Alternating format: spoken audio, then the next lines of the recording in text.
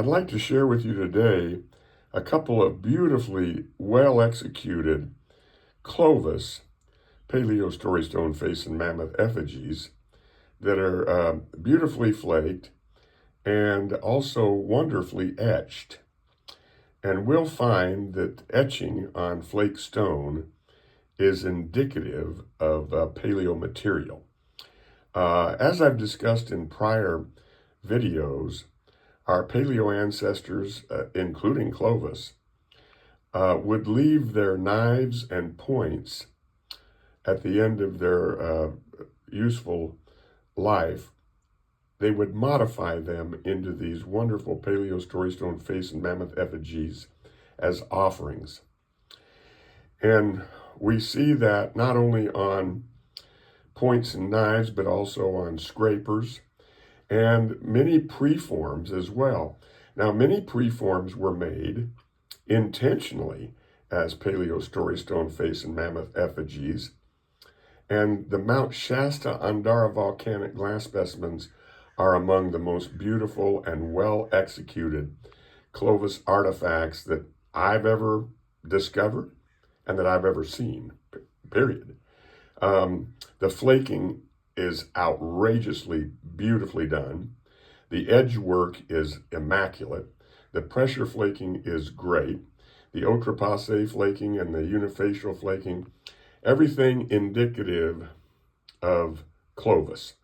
I'm sure, without a doubt, that the Lady Nellie Mount Shasta Andara volcanic glass preform Paleo Story Stone face and Mammoth effigies were made as offerings. They were never made to be used in making points or knives or any utilitarian wear. The Clovis people and the Paleo Indians around the world that left many Andara volcanic glass Paleo Story Stones never made any utilitarian wear out of them. They prized that material so much that they used it exclusively for effigy offerings. But these are a couple of beautiful Clovis points. One point and one knife been modified into Paleo Story Stone effigies. This beautiful Clovis knife with this huge flute coming up from the bottom, kind of an outrepasse. It was struck at the an angle, but maybe not. Maybe at the end of its life, they went ahead and flaked that flaking all around the bottom to image the mammoth imagery and the face that we'll see here pretty soon. This was found in Washington. I bought it from the fella who found it. He didn't know it was Clovis. He just advertised it as a large obsidian knife. But what we have here, and when we see etching on flake stone, you can pretty well authenticate it as paleo, because this etching of the hair of the faces and the mammoth ceased after the Paleo period, after the mammoth had died and went extinct. We don't find it anymore on archaic flake stone, just on Paleo flake stone. Now we have the eye, big chip here. We have another eye here with the hair. It's been wonderfully etched here. Those are all etching lines there. Those have all been grooved into the stone. And a lot of this has been enhanced right along here. That's been etched along there as well. Those are grooving lines that are in there. Kind of a flowing grooving lines, like the tail of the mammoth on the wonderful periwinkle blue Mount Shasta mammoth and face effigy that I have featured on my YouTube channel and website. That is one of the finest Paleo Story Stone face and mammoth effigies made out of Andara volcanic glass that I have ever seen. And the tail of that mammoth, which, when you hold it vertically, is the wavy hair on top of the head of the face, is done in this similar manner here, just outstandingly sculpted. But here we have the eye, another eye here. We have the nose here. And what they do is they use the top of the flute, the hinge fracture up here, the top of the flute as the beginning of the mouth. So we have the eye, the nose, and the mouth of the face looking at us right there. Just outstanding. And then when we hold it this way, now we have a mammoth image facing off to the left.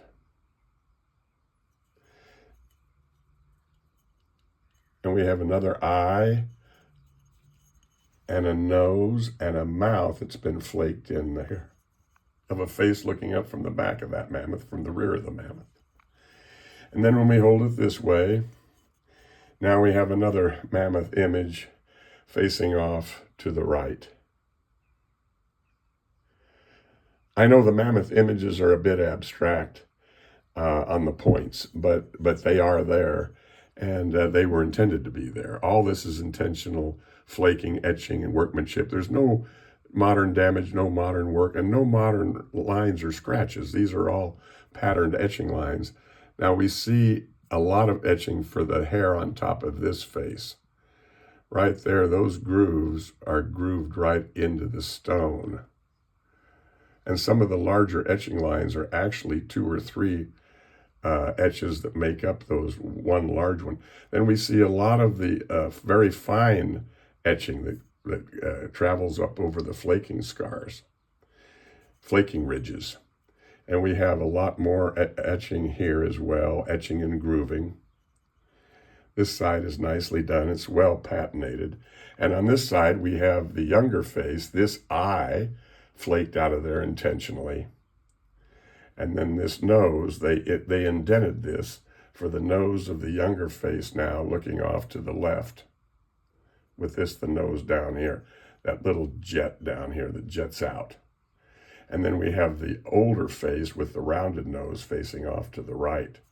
And then when we turn it this way, now we have another mammoth image here. In fact, we have a mammoth facing right. And then we have another mammoth image, which is the baby mammoth now with the big hair tuft up above the head, which has also been etched as well some. There's a lot of etching lines here. You can see a lot of patterned etching lines right through here, but the patina obscures a lot of it. A lot of etching lines there. And that's the baby mammoth with the hair tuft above the head looking off to the left. And then we have this other wonderful piece here, which is a wonderful Clovis point that was modified at the end of its useful life and left as an offering. And what we have here is we have a face with this, the eye, the nose, and the mouth is the flute again. And that face is looking at us right there. That face is looking right at us. And then the hair is wonderfully etched. That's all been grooved into the stone. Now the stone here has been lightly smoothed, very much like the Lerma round-based point that I've featured in a prior video entitled Flaked, Ground, and Etched, Paleo Story Stone Face and Mammoth Effigies, which features this point, the white Lerma round base, and several Andara volcanic glass pieces from Mount Shasta, Clovis pieces from Mount Shasta. And the white one, the white Lerma round base, has been anciently ground in Paleo times, and then it was flaked, and then it was etched as well. And I acquired that from Dr. Michael Gramley, as he used that point in his very good article entitled Thick Lancelets and the Development of Fluted Points.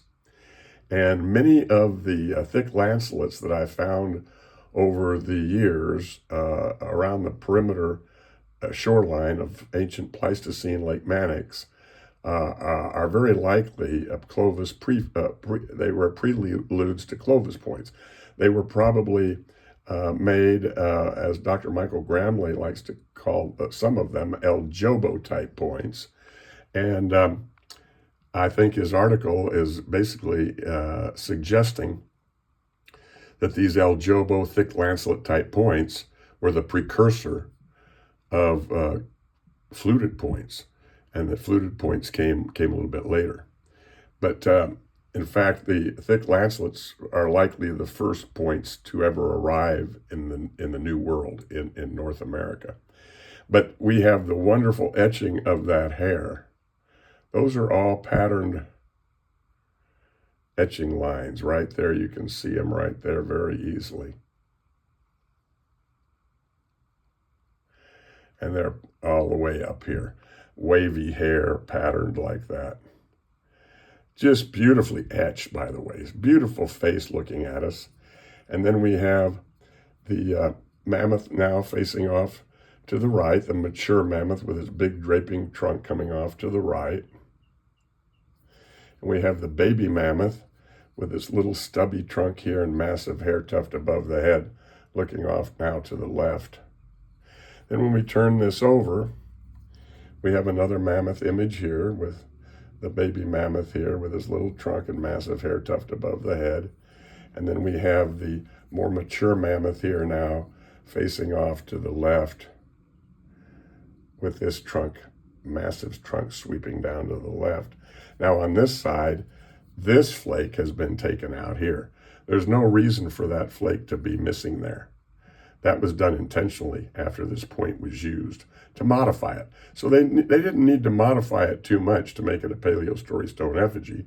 And now we have the younger face with this the eye, this tang is the nose, and the mouth down below looking off to the right. And this is the older face. This tang has been anciently damaged and they rounded it to make the rounded nose, eye, rounded nose of the old face now looking off to the left.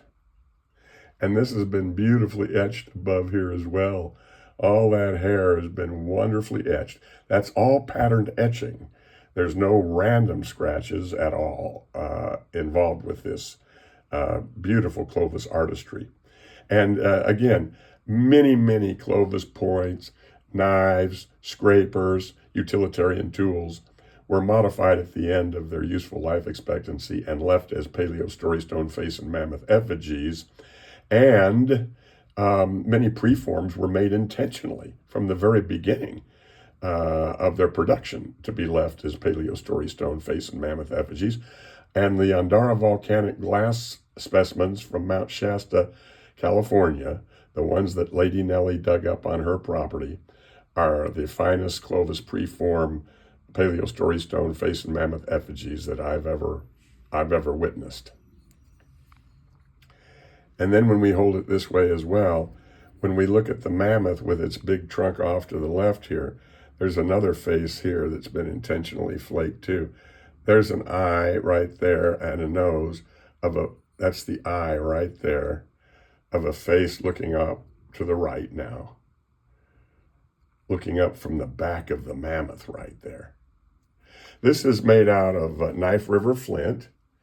It's a little over 4-inch Clovis point and was modified into a Paleo Story Stone face.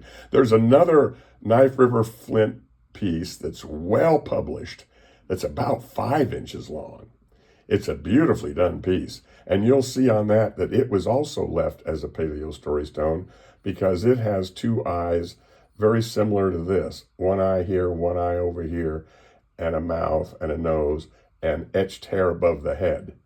Now, people didn't know it was a Paleo Story Stone face and mammoth effigy, but they knew it was a 5-inch Knife River flint Clovis point. It's just that these eyes were intentionally flaked into it. You can find it on the internet. If you type in Knife River flint Clovis points, you'll see the one that's bigger than this. This is only about 4 1/8 inch long.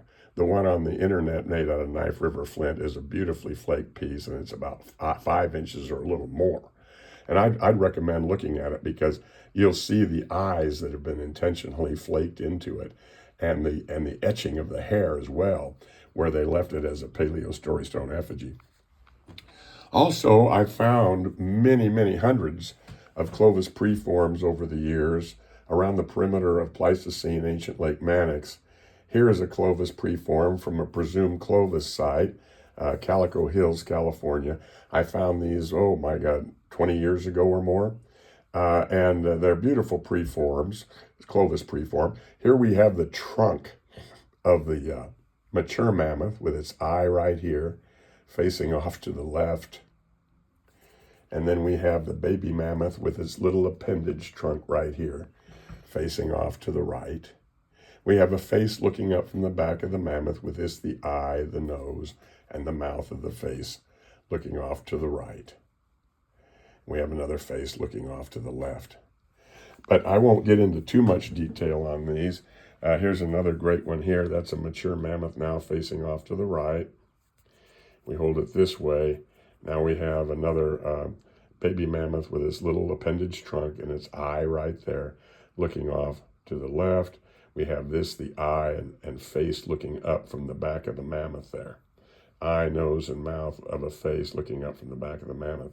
These are come from presumed Clovis-site, Calico Hills, made out of agate. And here's another one here. This is a great example here. There's a good example of a mature mammoth with a big sweeping trunk. That's its eye, the natural hole they utilized for the eye. They flaked around the perimeter to make the image. And then the hair tuft is above the head there. Mature mammoth facing off to the left. We have another face here with this, the eye, the nose, and the mouth down here, smiling at us, looking off to the right. And then we have the baby mammoth with its little appendage trunk there, its eye and massive hair tuft up above its head there as well. And then we have this wonderful piece here. This is a rhyolite piece that was also found in the Calico Hills. Big mammoth, big trunk off to the right. Face here, eye, nose, and mouth. Have another face looking off to the right. Beautifully flaked, by the way. This is a beautiful Clovis biface, undoubtedly, because it does come from a presumed Clovis site. These are all surface finds. These were all found on the surface. I found these, over 20 years ago on the surface of the Calico Hills. And then we have another mature mammoth facing off to the left, and a baby mammoth with its little trunk down here facing off to the right. And then this beautiful preform here that was made intentionally as a Paleo Story Stone. It was not going to be converted to a Paleo point. It was made as a preform like the Mount Shasta pieces with the intention of leaving it as a Paleo Story Stone effigy. We've got that mature mammoth facing off to the right. We've got that baby mammoth with his little trunk there facing off to the left. And when we turn it over here, we see it's a fluted preform. The flute comes up from the base.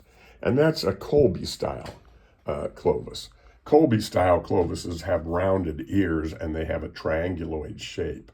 So many of the Clovis preforms and even points from the Calico Hills take on the shape of a Colby type of a Clovis point with rounded ears. We also have a great mature mammoth with his big trunk looking off to the left and its back just sloping down at a very steep angle, facing off to the right, and the big trunk sweeping off to the left.